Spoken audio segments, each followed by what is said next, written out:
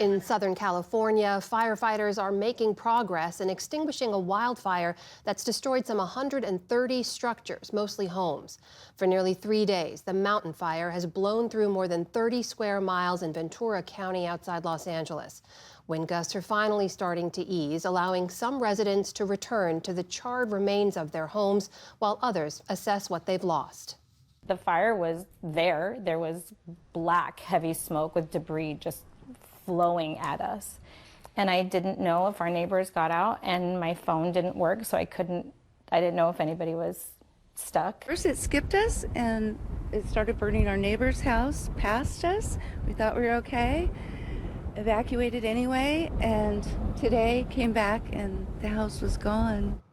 In the meantime, on the other side of the country, fires are burning in parts of New Jersey. At least 4 blazes have broken out across the state, which is dealing with high winds and dry conditions after a month without any significant rain. The FBI, the Federal Communications Commission, and other agencies are investigating a wave of racist text messages that are being sent anonymously to Black Americans. They've been reported in several states, including New York, Alabama, California, Ohio, Pennsylvania, and Tennessee. The exact wording varies, but the messages, like this one, often tells recipients they, quote, have been selected to pick cotton at the nearest plantation, instructing them to be ready with their belongings. Some also include instructions to appear at specific locations. Middle schoolers and high school students are among the recipients.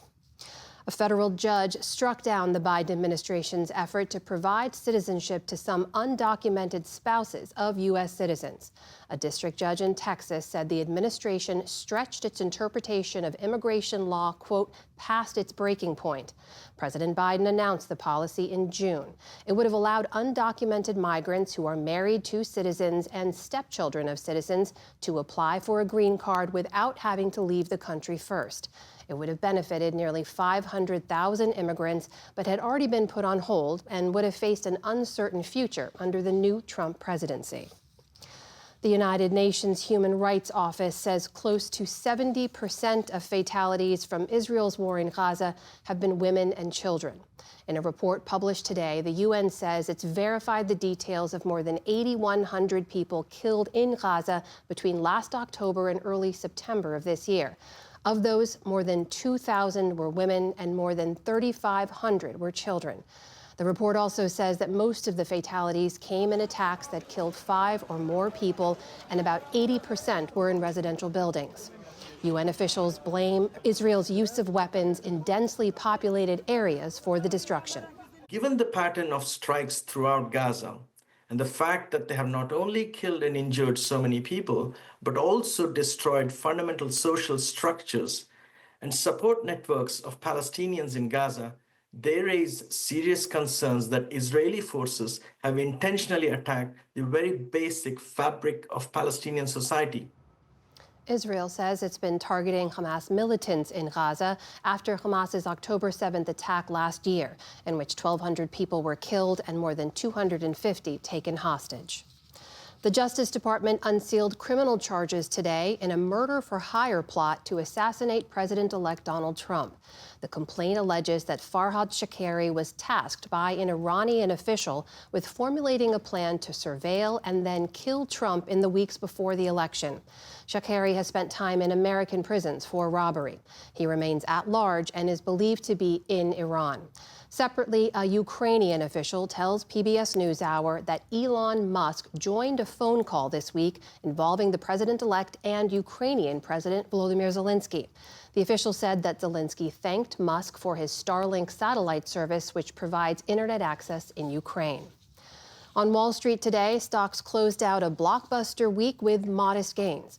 The Dow Jones Industrial Average added more than 250 points to close just shy of 44,000. The Nasdaq added about 17 points. The S&P 500 tacked on 22 points, capping its biggest weekly gain since last November. And the 2025 Grammy nominations are in.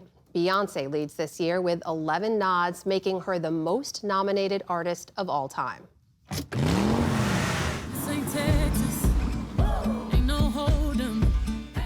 Texas Hold'em raked in 3 nominations for Record Song and Country Song of the Year. It's from her album Cowboy Carter, which itself is up for both Album and Country Album of the Year. Today's nominations bring Beyoncé to a total of 99 Grammy nominations over her career. Post Malone follows this year with 7 nominations, as do Billie Eilish and Kendrick Lamar. Taylor Swift collected 6 nominations, along with first-time nominees Sabrina Carpenter and Chappell Rowan.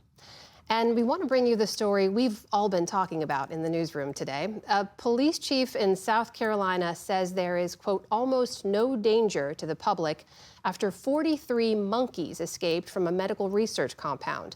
The problematic primates broke loose from the Alpha Genesis facility in Yemassee, South Carolina. Police say a new employee didn't fully shut an enclosure, allowing the rhesus macaque monkeys to escape. Police are advising residents to close their windows and doors and call 911 if they see one.